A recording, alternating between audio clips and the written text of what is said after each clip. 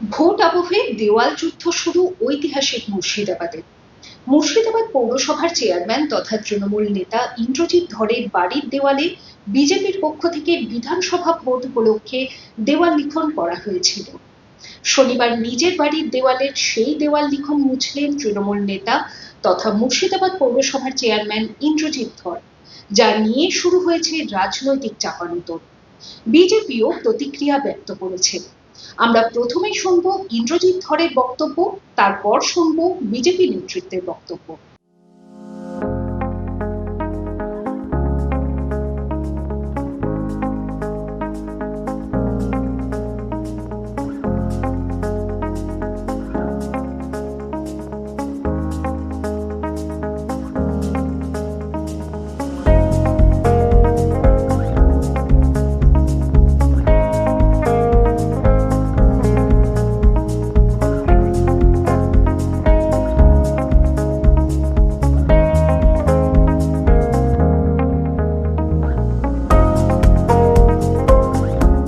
গত কয়েকদিন থেকে আমরা লক্ষ্য করছি, যখন মানুষ ব্যতিব্যস্ত, মানুষ ভীত সন্ত্রস্ত গোটা বাংলা জুড়ে এই এসআইআরকে সামনে রেখে প্রতিদিন হেয়ারিং আর হেয়ারিং, মানুষ কি করে ভোটে নাম উঠাবে বা তার ভোট সুরক্ষা কি করে হবে। 2024-এ এই প্রধানমন্ত্রী যখন এই সমস্ত ভোটারের দ্বারা ভোট পরিচালনা হওয়ার পর তিনি প্রধানমন্ত্রী হলেন, তখন তার মনে পড়ল না যে এসআইআর করতে হবে। এর মধ্যে দিয়ে আমরা গত কয়েকদিন ধরে আমাদের শহরে লক্ষ্য করছি, শুধু আমার ওয়ার্ড নয়, গোটা শহর জুড়ে তারা রাতের অন্ধকারে এই বিজেপির সাম্প্রদায়িক বিজেপির কিছু কুলাঙ্গার, যারা নিজেদেরকে কর্মী বলে, তারা রাতের অন্ধকারে যার তার বাড়ি ওয়ালগুলোতে রং করে দিচ্ছে। আমরা জানি যে বিধানসভা ভোট বা যে কোনো ভোটের ক্ষেত্রে সব দলই তার নৈতিকতার ক্ষেত্রে প্রচারের জন্য তারা ওয়ালিং করে, কিন্তু ইলেকশন কমিশনের যে নির্দেশ বা সরকারি যে নির্দেশ, যে আমার বাড়িতে যদি কোনো ওয়ালিং কোনো পার্টি করে, নিয়ম অনুসারে বা সরকারি নিয়ম অনুসারে তার উচিত একটা এনওসিতে সই করানো বা সেই বাড়ির লোকের কাছ থেকে মৌখিকভাবে একটা পারমিশন মানুষের নেওয়া উচিত।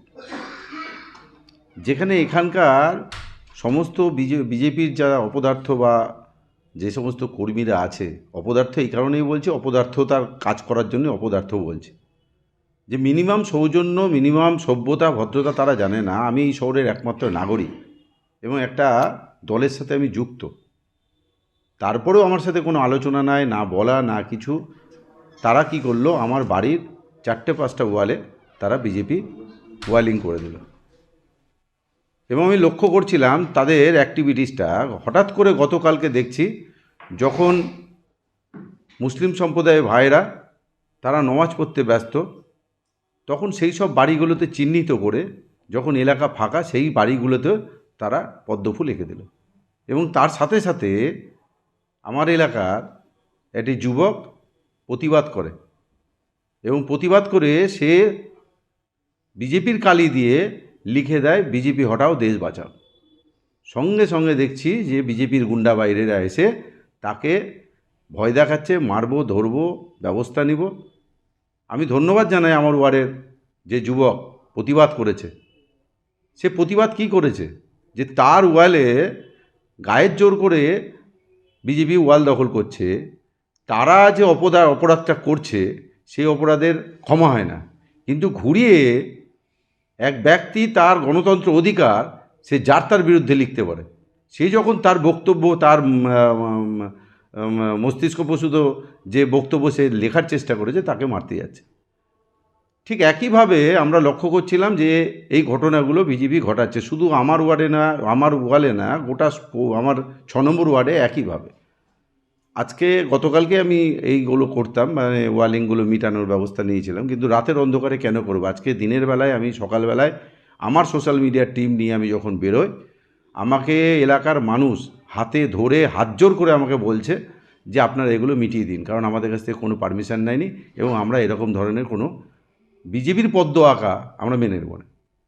আমি আমারটাও, যেমন আমার ওয়ালে লিখেছে এনওসি ছাড়া, পাশাপাশি আমাদের কর্মী যারা আছে বা তৃণমূলের শুভাকাঙ্ক্ষী যারা আছে, তারা আমাদেরকে অনুরোধ করে, আমাদের কর্মীরা সেগুলো মিটিয়ে দেয়।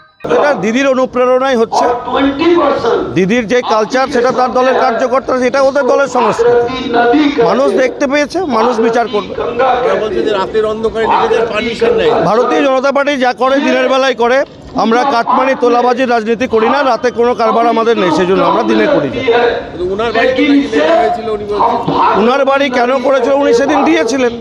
আমাদের কার্যকর্তারা সরল মনে তার কাছে বলেছিল, তিনি চেয়ারম্যান, তার কাছে তার সই করানোর প্রয়োজন পড়ে না, হয়তো মৌখিকভাবে দিয়েছিলেন, পার্টির চাপে পড়ে হয়তো তিনি আজকে মুছেছেন। এই দেওয়াল মুছে কি দেওয়াল মুছে মানুষের মন মুছতে পারবে না।